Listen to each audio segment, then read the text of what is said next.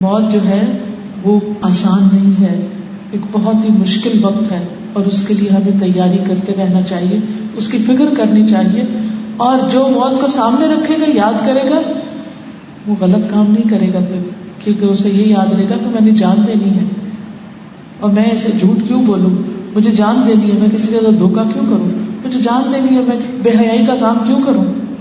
تو موت کا خیال اس کو برے کام کرنے سے روک لے گا. پھر آپ دیکھیے کہ نہ صرف یہ کہ فزیکل پینز ہوتی ہیں، بلکہ اس وقت شیطان بھی بہت پریشان کرتا ہے. یعنی اس وقت شیطان انسان کے پاس آتا ہے اور کہتا ہے کفر کرو. وہ وقت جب پورا جسم درد سے جکڑا ہوا ہے، چیسٹ پہ شدید پین ہو رہی ہے، ہارٹ اٹیکس ہو رہے ہیں، سر درد ہے، بال رواں دکھ رہا ہے، بخار ہے، سب کچھ ہے، اور اتنے میں شیطان آ جاتا ہے اور کہتا ہے تم اللہ سے کفر کرو. امام احمد بن حنبل کا نام سنا تھا آپ سب نے؟ نہیں سنا؟ جیسے امام ابو حنیفہ تھے، امام شافعی تھے، امام مالک تھے، تو چوتھے اور آخری امام جو تھے، جو فقہ کے 4 مشہور امام ہیں، ان میں سے امام احمد بن حنبل تھے. امام احمد بن حنبل بہت ہی نیک تھے، لاکھوں حدیثیں انہوں نے روایت کی، بڑی بڑی کتابیں لکھی، یعنی کہ ان کی زندگی سے امیزنگ لائف. ان کے بیٹے نے روایت کیا کہ جب ان کی وفات کا وقت آیا تو انہوں نے باپ کو دیکھا کہ بالکل موت کی بے ہوشی میں جا رہے ہیں، تو وہ ان کو ریمائنڈ کرتے ہیں کہ ابا جان آپ کلمہ پڑھ لیں، لا الہ الا اللہ پڑھیں، لا الہ الا اللہ پڑھیں. لیکن امام احمد انگلی سے یوں کرتے تھے، یوں یوں. تو وہ بہت پریشان ہوئے کہ میرے والد جو ہیں وہ نہ کر رہے ہیں انگلی سے، تو یا سر ہلاتے کہ نو نو نو نو.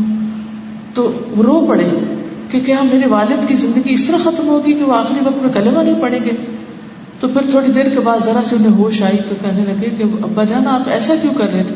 کہنے لگے کہ میرے سامنے شیطان میرے سر پہ آ کے بیٹھ گیا، کہنے لگا کہ کفر کرو، میں ہوں تمہارا رب، مجھے رب مانو. تو اس پر میں کر رہا تھا نانا، یعنی اس کو انکار کر رہا تھا کہ میرا رب تو اللہ ہے. اب آپ دیکھیے کہ یہ کون کہے گا کہ میرا رب اللہ ہے؟ جو دنیا میں اپنے رب کو یاد کرے، جس کے دل میں اللہ کی محبت بیٹھی ہوئی ہے، جو اللہ کو پہچانتا ہو. اگر ہمیں پتہ ہی نہ ہو کہ ہمارا رب کہاں ہے، وہ کیا کر سکتا ہے، اور اس نے یہ دنیا کیوں بنائی ہے، ہم کہاں سے ہیں، ہمیں کہاں واپس جانا ہے، تو ہم اس وقت موت کے وقت میں شیطان کے فتنے سے کیسے بچ سکتے ہیں؟ تو اس لیے آپ نے دیکھا ہوگا کہ عام طور پر ہم اللہ تعالیٰ کی باتیں کر بھی لیتے ہیں، لیکن جب کوئی تکلیف ہوتی ہے تو ہم ہائے مچا دیتے ہیں اللہ کو یاد کرنے کی وجہ سے. ادھر ادھر کی آوازیں کیوں؟ کیونکہ ہمارے دل میں اللہ کی یاد نہیں بیٹھی ہوتی. تو جو چیز دل میں ہوتی ہے پھر اسی کے مطابق ریئیکشنز ہوتے ہیں.